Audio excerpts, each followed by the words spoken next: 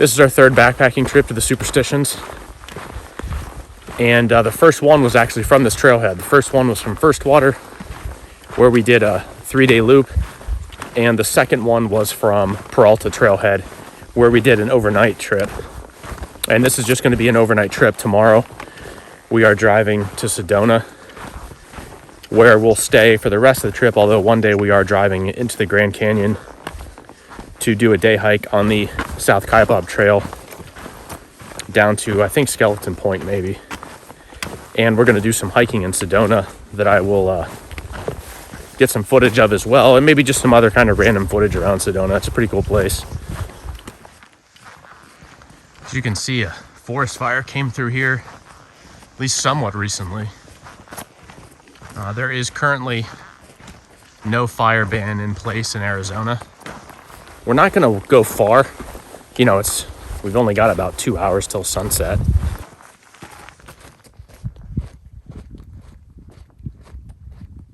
So we're going on Second Water Trail. We've done this before, and there's an area up here called Garden Valley that's really flat, and there's a million places you could pitch a tent. It is the flattest place I've seen in the Superstitions. We're going to camp somewhere around there. I've got a couple places marked where we might be able to get on top of a mesa that overlooks LaBarge Canyon, but we don't have a whole lot of time to kind of be picky about where we camp. You know, I kind of want to get things set up, especially if it would start to rain again. So we'll see, but yeah, I mean, this place has just been burnt to a crisp. At least just this general area right here by the trailhead. Everything out here beyond the trailhead doesn't look burnt.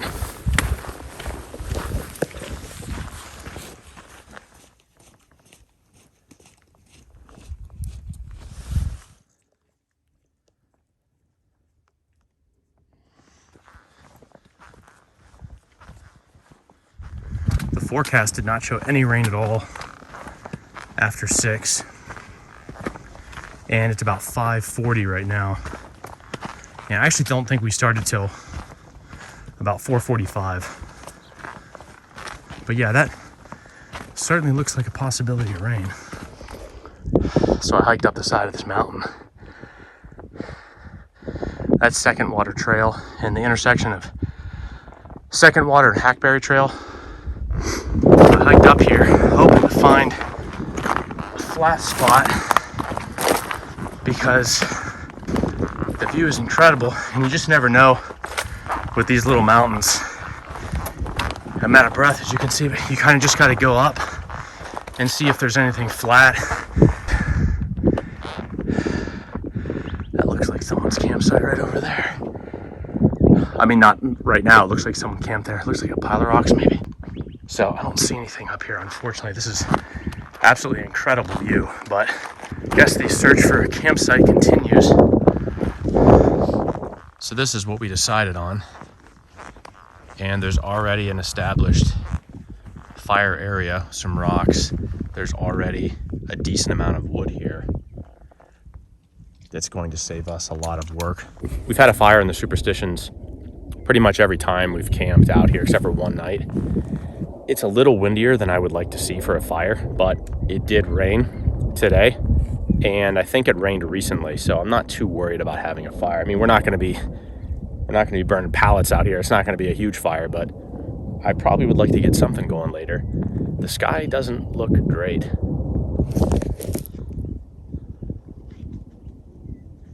You know. But we're going to get the tent set up now, and I don't think we're going to eat because I'm still pretty full, but yeah, we're going to get the tent set up, all the stuff inside laid out, and then probably consider making a fire. All right, we got the tent set up.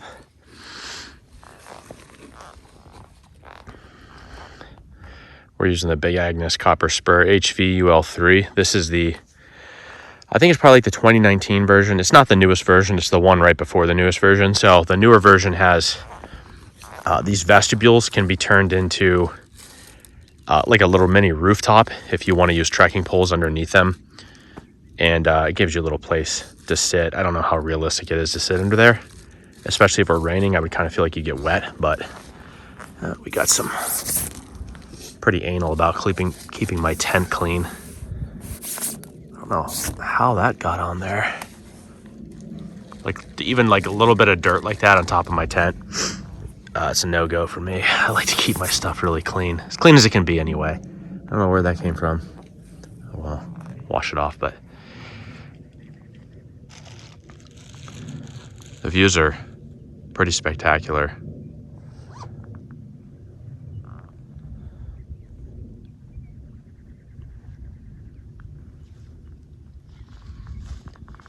Kind of in that direction right now. It looks a little bit like Joshua Tree.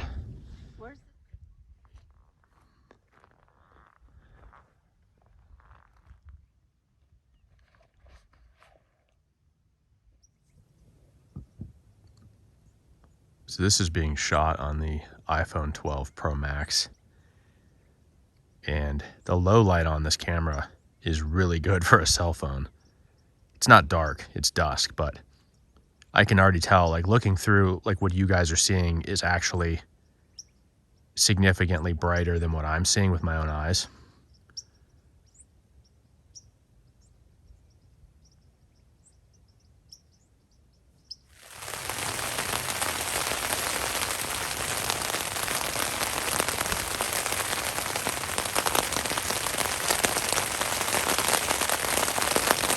And we're stuck in the tent. It started raining about 30 minutes ago, and the wind picked up quite a bit. I mean, the wind was so strong that I got out and put some really heavy rocks on all of the stakes. And most of the stakes were held up pretty well. It's just that the dirt here is really soft. And I should have brought the MSR groundhog stakes, but I just brought the stakes that came with the tent. So I got out and put some rocks on those. It wasn't supposed to rain other than just drizzling around 5 or 6 p.m. So hopefully it stops before the morning. But I definitely know it was not supposed to rain tomorrow. So it shouldn't rain any more than just a little bit tonight. But I could get a weather update on my GPS if I want to, just to see. But I guess it doesn't really matter because we're hiking out no matter what, so.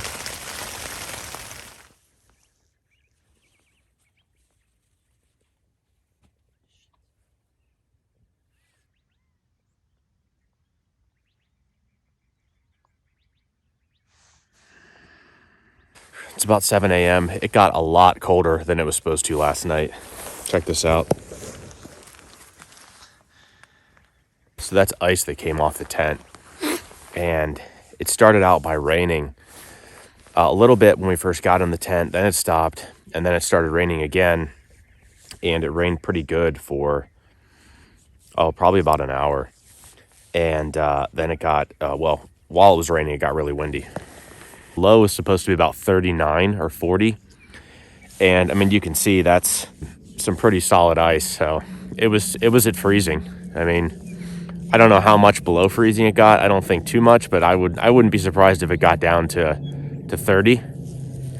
So my guess it fluctuated somewhere between 30 and 35 probably. But my wife was freezing most of the night. She has a 0-degree UGQ quilt. And she sleeps really, really cold.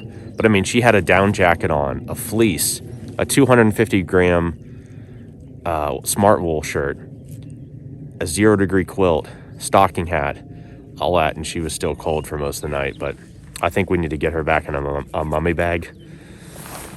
Anyway, I don't think we're gonna be getting a fire going because, like I said, it rained pretty good last night, and all of this wood has got to be extremely wet, unfortunately.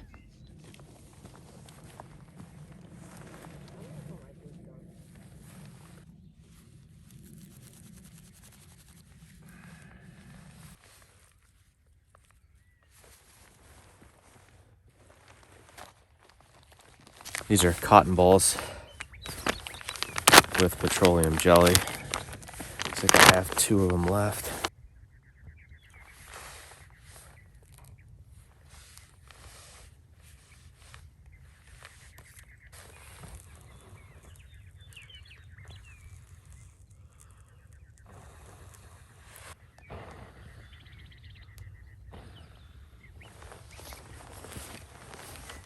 What I should have done last night was take some of this wood and put it under the vestibule, but it was not supposed to rain like that. And I mean, it poured. I mean, it wasn't a torrential downpour, but it rained really hard for at least 30 minutes, somewhere between 30 minutes to an hour. And it rained 2 different times, so.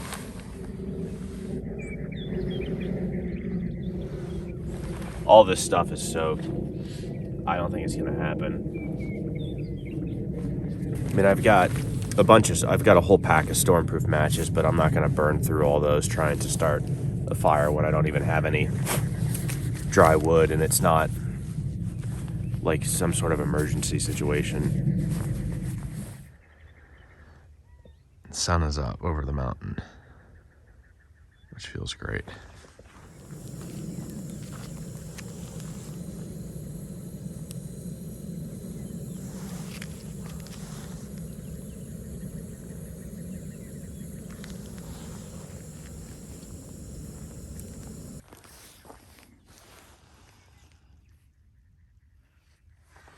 So we started talking about, possibly getting a new tent in the future. I think it's probably going to have to be a DCF tent. And, I just made a video about, reasons why you don't need an ultralight DCF tent. And this would be a perfect example of a trip where you don't need one, because we only hiked about two miles in. So I almost bought Hyperlight Mountain Gear Ultimate 2. One of the issues with that tent is that there are no vestibules. So for example, last night when it rained, we would have had no choice but to bring all of our gear inside the tent. Now the Ultimate 2 is pretty big, but the Ultimate 4 doesn't weigh that much more, and it's like a palace. I mean, that thing is huge. So for a place like this where you just have wide open areas, that would be an awesome tent to have.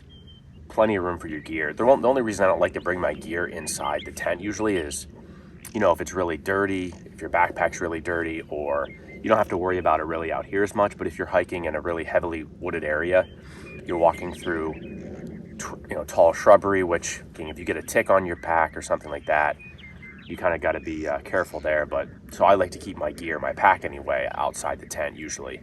But there are conveniences with having it inside the tent. Everything is right there. I think the Ultimate 4 with the full mesh insert would probably be pretty heavy. At that point, probably weighs as much as this tent.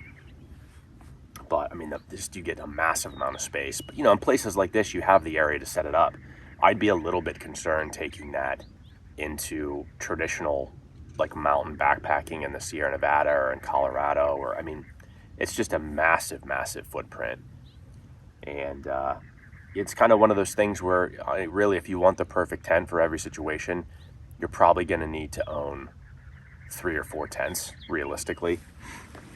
Right? Especially if sometimes you go by yourself, if sometimes you go with a friend or your wife or your girlfriend or whatever, you're really going to need multiple tents, because one tent's just not going to cut it. I mean, the Ultimate 2, I think, is about as close as you can get to a do-it-all tent, but even then, you're going to want the half mesh insert if you go by yourself, and then a full mesh insert if you go with somebody else. And you're talking about a lot of money there. If you buy both the inserts for that tent, you're looking at probably $1,500 all in. So the Triplex is a decent tent, and it's significantly lighter than the Ultimate. But the Ultimate's a double wall tent, so I think it's a little bit more structurally sound too. Like last night when that wind picked up, I was kind of glad we were not in a triplex. Look, I know a lot of people use them in the wind, but when that wind was really ripping like that, luckily it didn't last very long. But if that lasted for a couple hours, where the Ultimate, that tent is made for camping in, somewhat extreme conditions. It's probably not going to be quite as structurally sound as like a true 4-season Hildeberg or something like that. It is a 4-season tent, but it's a mid, so Some people prefer those in extreme conditions, and they're tried and tested, but it's a matter of preference. It's a hell of a lot lighter than something like a Hildeberg. So we were just saying that, man, this Sil nylon holds so much water. I mean, look at that. Can you undo the bit since you're just over there? Yeah. I mean, like, finish it. It's nice not to... I got it. Not to have to worry about bugs. It's been sunny for at least an hour and a half, and there's been a breeze, and this thing is not even close to being dry. It's just one of the issues with Sil nylon.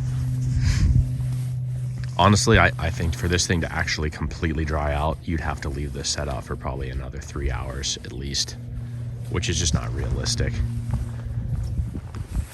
Luckily, I mean, we're in the desert, so we kind of got screwed on the rain, but it's only rained on a couple of trips that we've done.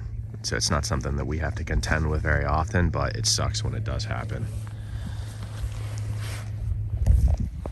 This pillow, the Thermarest compressible pillow, this is the medium, and I really thought this thing was going to make a huge difference. And I will say that it's more comfortable than the Sea to Summit inflatable pillow I used to use, but it wasn't as big of a difference as I was hoping. And this thing, you know, you can see it's pretty big. This is probably about the size of a football. Thought I was going to get a lot better sleep, but I'm going to give it a couple more tries. And it takes a while to fill out. You have to open this up and leave it for, honestly, for it to get completely inflated. It's like down and then it lofts, but it takes a lot longer to loft. I bet you would probably have to open this up and leave it for a solid 4 hours. It lofts pretty good after like an hour, but it wasn't as lofty as it was when I had it at home just sitting on the couch for like 5 days. The large or extra large would obviously be way better, but it'd just be way too big. So the small, I think, would be too small. I actually bought the small and the medium and returned the small. And, it took a little longer than we thought to pack up. We're driving to Sedona this morning, and we're going to go to a hotel we've actually stayed at before. That's really nice. I'll do some filming there, and then we're staying there for one night, and then we're going to stay at a different hotel for the remainder of the trip. So if you're interested in where we camped, we took the Second Water Trail right up to that junction that's about 50 yards, and the Hackberry Spring Trail breaks off to the left, and we went to the left down the Hackberry Spring Trail for no more than 30 yards maybe, and it's right on the left-hand side is where we camped. It's part of Garden Valley, which you'll see is right near the First Water Trailhead. So like I said, from the trailhead is probably only about 2 miles to get to the place we camped.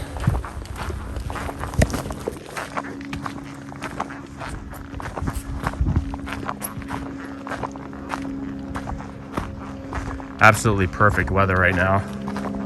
It's probably 55 degrees right now. It's sunny.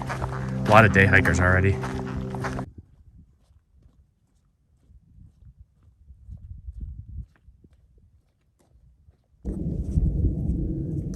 And that is the only water we've seen, that tiny, tiny little pool.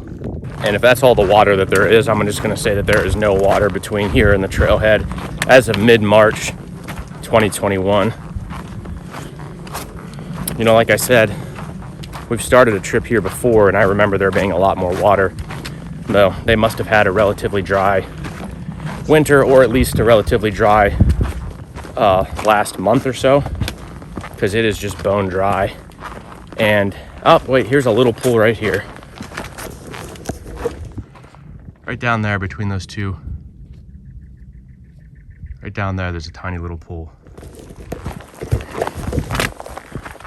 And that could have all accumulated last night from the rain, but that's so close to the trailhead, that's not really going to do anybody any good. So like I said, I didn't even bother looking at the water report that they post on the sign, because we brought enough water for the hike in and out, so we didn't really need to worry about that. But I'll check it out actually when I get up here, because I'm kind of curious to see what it says. So this down here would be a pretty nice place to camp actually, but it's pretty close to the trailhead. If you were snakes. No.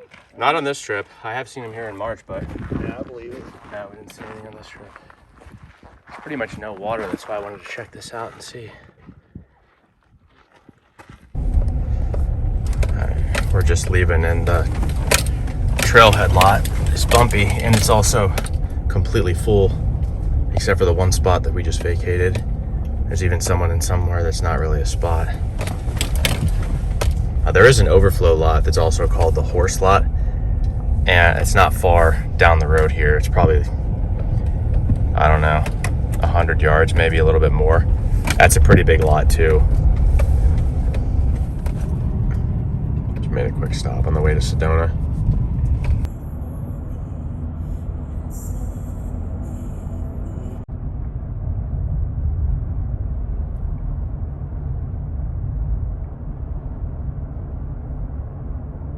So this is the hotel we're staying at for the first night. We've stayed here once before. I don't know how to actually pronounce it. It's called La Barge, something like that, but it's really nice. There's kind of like cabins that are off the main building, and then there's the main building itself. We stayed in like, they're like little one-story. They have these things. Are these part of the hotel?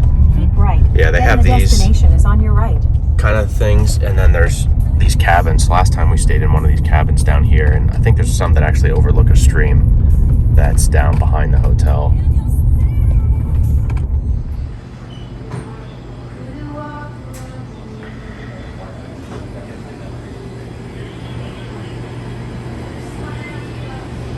So this is the hotel, and then there's like this cool stream down here that you can sit by and feed the ducks and stuff. It's pretty neat.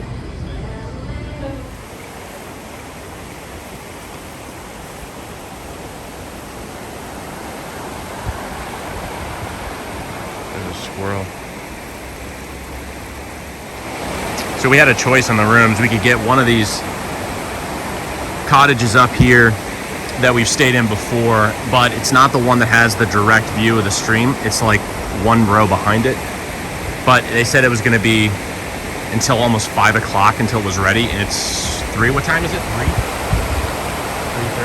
I don't know, but we're trying to eat dinner between 5 and 6 because the restaurants here are super busy. And we kind of have to get there around that time, and that's when we like to eat anyway. That squirrel is massive. So we're gonna have this room that's like up, actually, it's called a Red Rock view. It's gonna be up there. I don't know if it'll be that building. That might be a different property, but it has a view of the mountains, and has like some other features that this cabin didn't have, but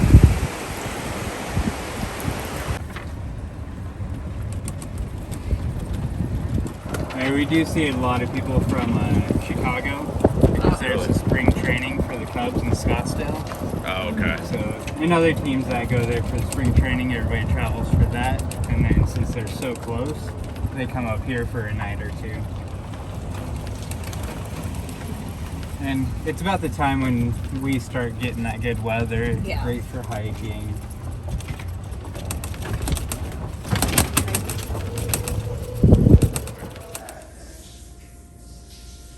The room has an incredible view.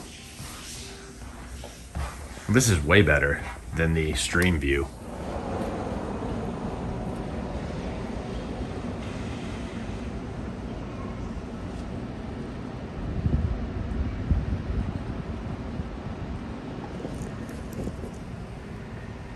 View's pretty good.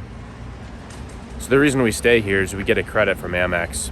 It's one of their hotels. Amex has this program, and they give us a $125 credit for dinner and a $60 credit for breakfast. So it's an expensive hotel, obviously, but you get those credits, so it kind of makes sense to stay here. And then we're gonna go to a different hotel for the remaining nights. It's the Hilton. I don't know. I forget what it's called. It's the Hilton that's in Sedona. I imagine there's only one of them.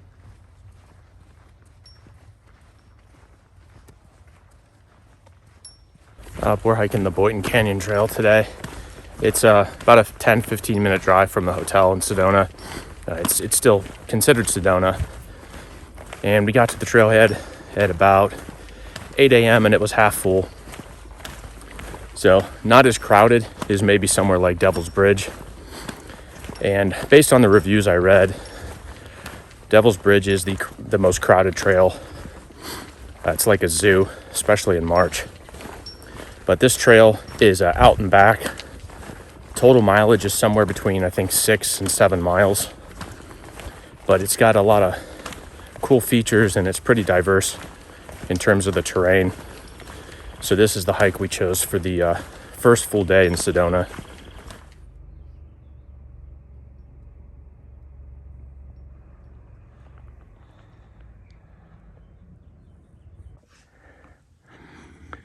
See, you still got some snow. The trail is completely clear of snow, but this is the most snow we've seen off to the side of the trail for sure. We passed some people. I wouldn't call it crowded. I'm not wearing this neck buff, by the way, for COVID. I always hike in this if it's below about 60 degrees because it helps decrease my nose running, especially if it's down below about 60. My nose tends to run. It's really annoying. So warming the air with this neck buff tends to help that a lot. But people probably see me with this thing on and think that I'm wearing it because of COVID, but I'm not. So, yeah, the trail is really, really pretty. Definitely some shaded areas. It was overcast for the first hour. Now the sun's out, but we're in a shaded section right now.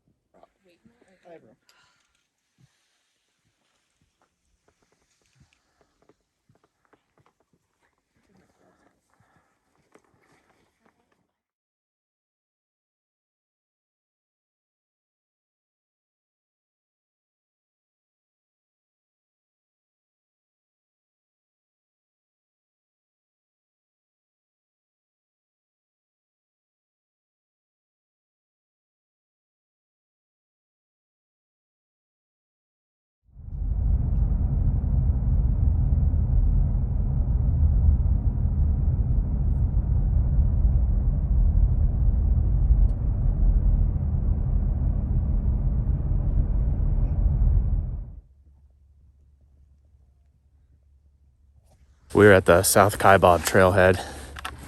We were up at 3 a.m. to leave Sedona and left around 4, and we're gonna start the hike down now.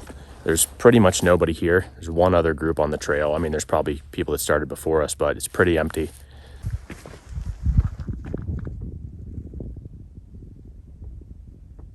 So I started about 7:15 a.m.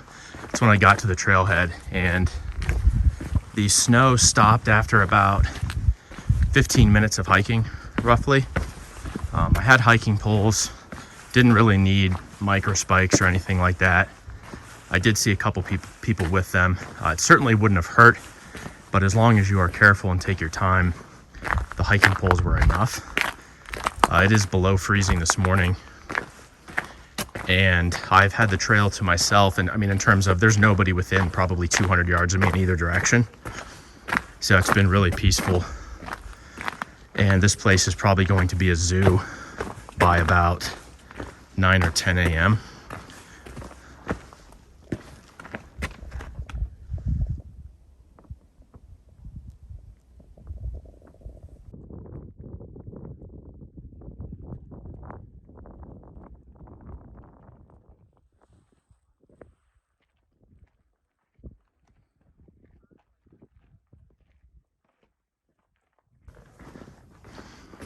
All right, made it to Cedar Ridge, and this is as far as I'm gonna go down. I heard the view isn't that much better at Skeleton Point, and the only thing you can see at Skeleton Point that you cannot see here is you can get a glimpse of the Colorado River, which would be nice, but I'm already looking at 1,000 feet of elevation gain on the way back up. So I'm gonna go to the bathroom here and hang out, eat a snack. I brought my chair, actually, my Helinox Chair Zero. I'm gonna sit up here.